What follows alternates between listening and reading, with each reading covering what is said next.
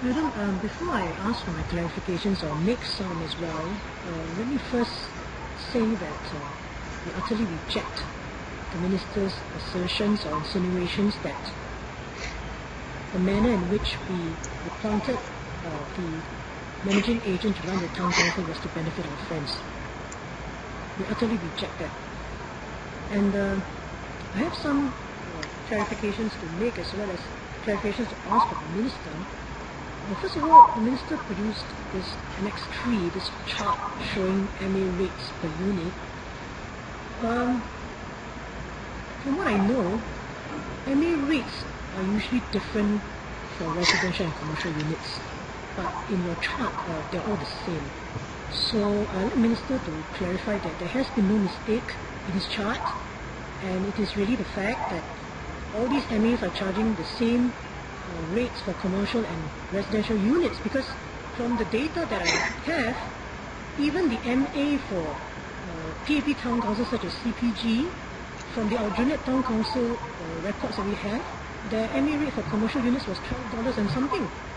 So I think Minister may want to check his chart. Okay.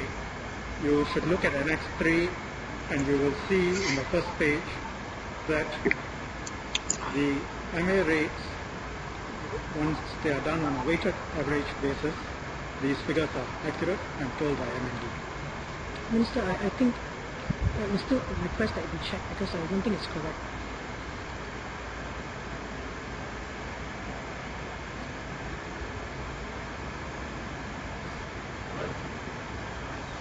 It's definitely a mistake.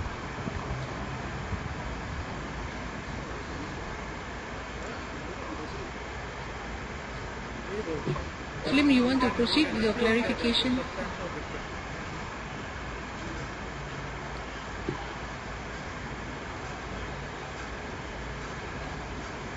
So, Madam, can I proceed? Proceed with your clarification. Yes, yes. Madam, I'd like to clarify Minister's various, how shall I call them? Accusations and charges, I think I'll call them that. First of all, I think he wasn't in the chamber when some of us made our speeches, and it is a fact that some of the other MPs have yet to speak.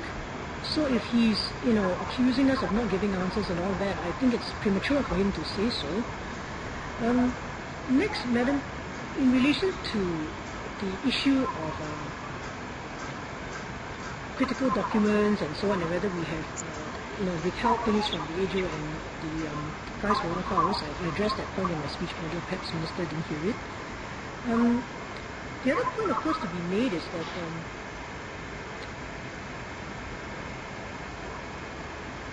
the FRS, I'm not an accountant and I think neither is a minister, but so there can be a difference of opinion on the FRS, but from this version of the FRS which I see, it's mentioned that parties are related so long as one entity provides key management personnel services to the reporting entity.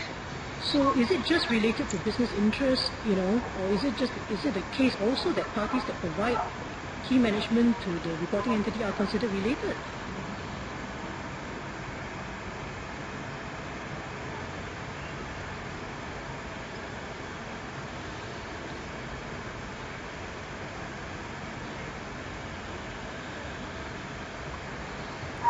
As far as the signing of checks goes, I think Minister also was not here.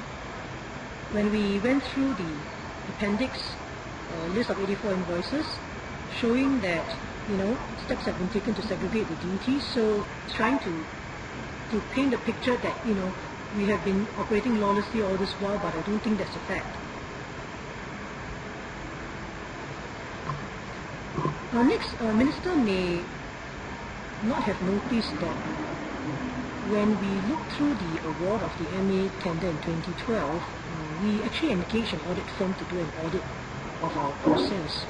And what our auditors noted was the disclosures made by the managing agent to us at the time, including the fact that 80% of the MA fee was salaries of the staff, and also revealing to us the cost structure and so on. And on that basis, actually, we were awarded an A during the audit because of the way the tender was assessed.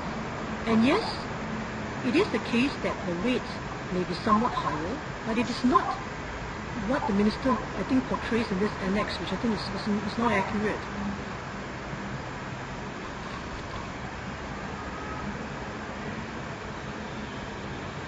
The minister asked why we have not submitted our accounts for FY13. We explained that to the House earlier already, so we don't think we need to repeat ourselves.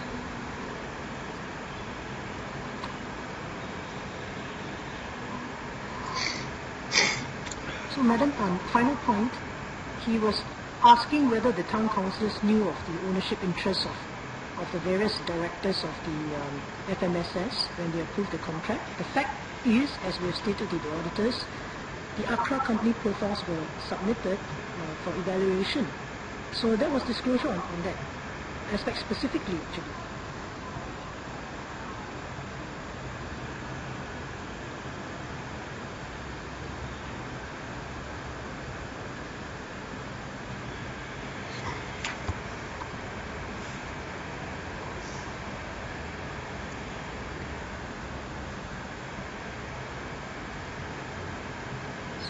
Last point perhaps for now, our minister seems to suggest that we deliberately got rid of the former managing agent CPG facilities to appoint our friends.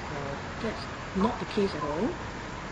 As we said before, they request to be released from CPG, and in fact, their lawyers drafted the deed of mutual release, and they explained to us why they needed to be released. So we respected that decision because we need to work with the MA, and we cannot have an MA that's reluctant to work with us. So, Madam, I think I clarified that for now, in case other things crop up and my other colleagues might want to clarify as well.